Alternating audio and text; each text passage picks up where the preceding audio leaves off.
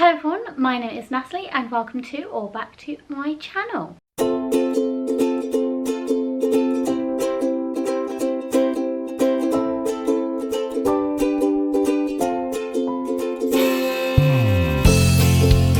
So last week it was my birthday, and so in honour of this I'm doing the birthday cake book tag. So first we have Flower, a book that was slow in the beginning but then really picked up. And I don't know if people will agree with this, but I certainly found it slow in the beginning. I found it a bit hard to get into. But for this one I'm going with The Birdcage Library by Freya Berry. I did end up loving this book, but as I said, I found it quite slow in the beginning and it took me a little while in before I actually fully got into it.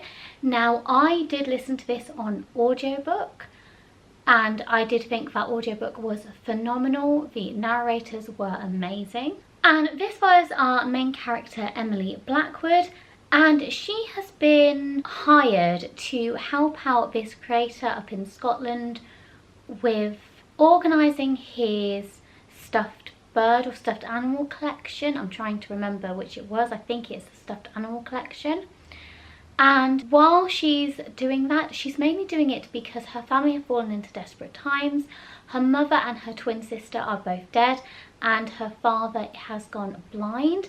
And so she's basically doing anything she can to get her family some money, and this will offer her a very good wage. But while she's there, she discovers not all is as it seems, and there is a big mystery surrounding some of the previous occupants of the mansion that she is living in. Emily also has a very big secret of her own. This also takes place, I think it's in, I want to say the 1930s. Sorry, it's literally, I don't know if you can hear that, it's literally just started tipping it down here. But anyway, back to the book. This takes place, I'm pretty sure it's the 1930s, and she is a botanist, and it's in a time where not many women are in this field. It's seen as a very man's profession.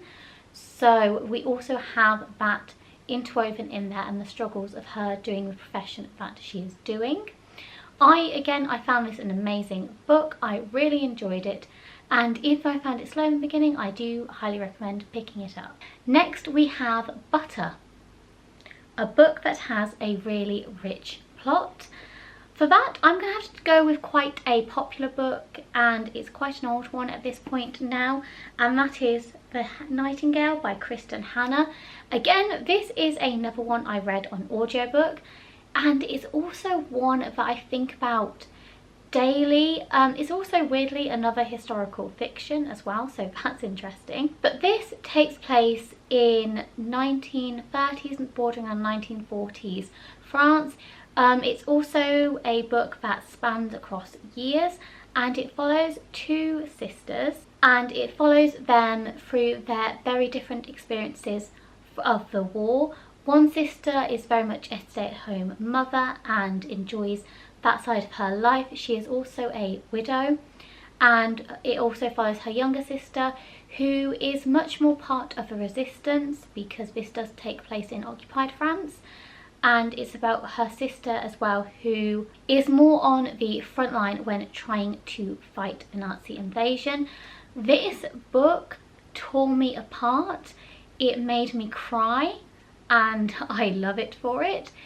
Honestly, this one is so emotional, so in depth, and it's such a beautiful read. All the characters in it are so richly developed and they are just so human because you can see all their points and all their expectations that are on them. And again, a truly beautiful read, and highly recommend picking it up if you haven't. And as I said, I read this via audiobook.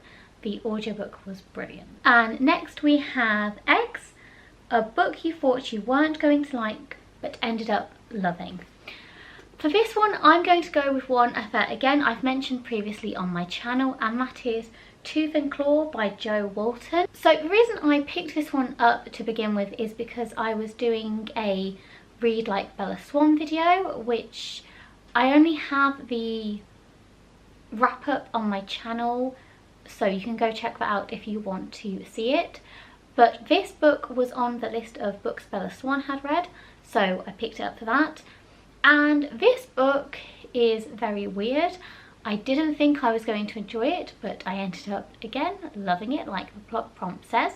This book is about dragons.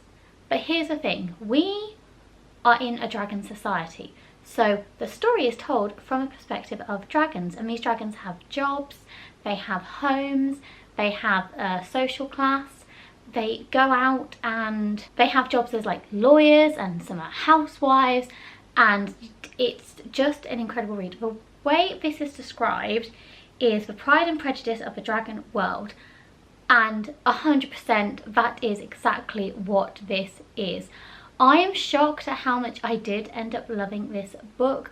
I thoroughly enjoyed it, and if you like dragons and if you like Pride and Prejudice, maybe think about picking this one up.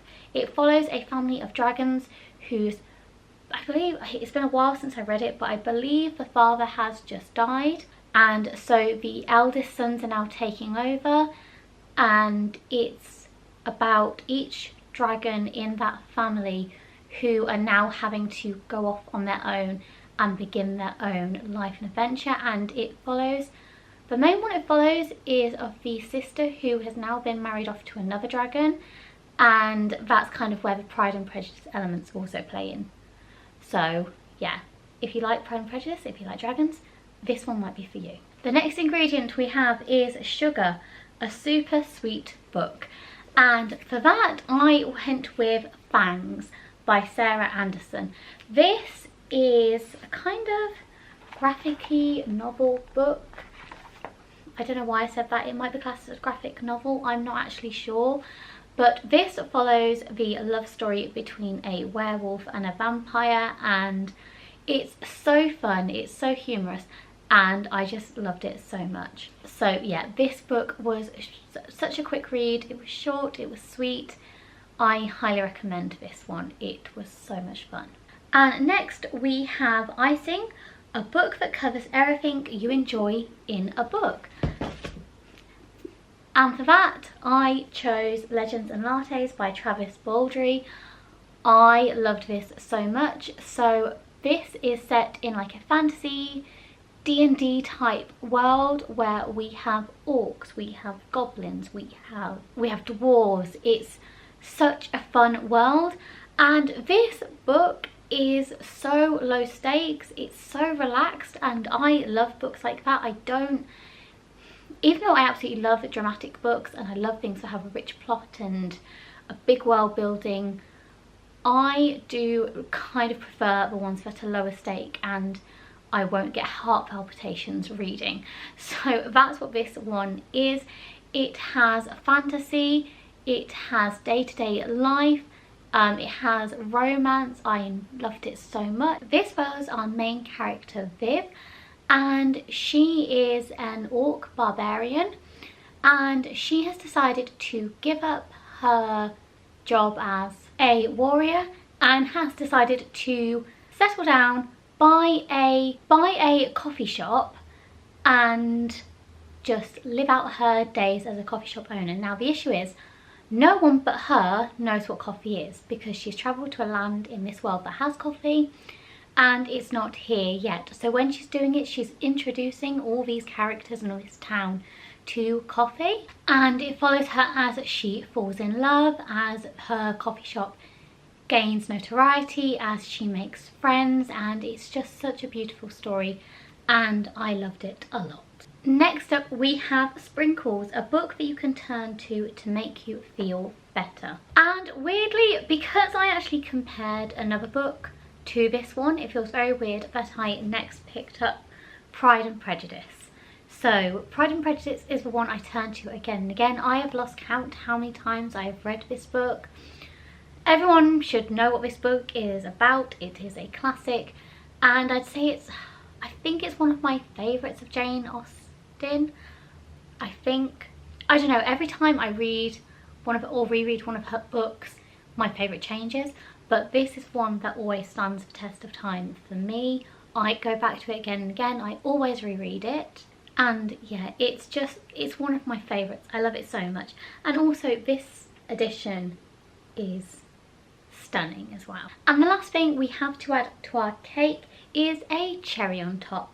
And this is the best book you've read so far this year. And for that, I have to go with a recent release. This came out in April, I believe. And this is The Strawberry Patch Pancake House by Laurie Gilmore. Actually, now I'm thinking about it, I feel like this came out in March, not April. But I love this book so much. It is part of her Dream Harbour book series. It is my favourite book series that's ongoing at the moment. I adore it. The next instalment in this is coming out in September, and I am highly anticipating that. It's going to be wonderful. Basically, this book series follows each member of Dream Harbour. So it's a romance series, and it follows like different residents of Dream Harbour falling in love and their romance stories. And I will say it is quite a spicy series as well, so if you enjoy that in your romance, then that is in here too, which I particularly love. And this series, it's just so nice because it's very low stakes, and all the relationships, or at least all the main relationships in this series, are done so healthily. And it's so amazing to read a book series that actually has healthy representation of a relationship in it. So if you're looking for that in your romance novels, then please pick up this series. Truly, I can't express how much I love this series. It's wonderful. So that's it for the birthday cake book tag. I really enjoyed doing this. I quite enjoy doing the book tags and getting to show off some of the books I read and talking about them a bit more in depth. I do enjoy that. Also, like I said, it was my birthday last week. I am now 29. Next year I'm turning 30, and I'm baffled. I can't believe I'm almost 30. It's insane to me. But why don't you guys let me know in the comments down below, what is your favourite book you've read so far? I would love to know. Thank you for watching, and I'll see you later. Bye!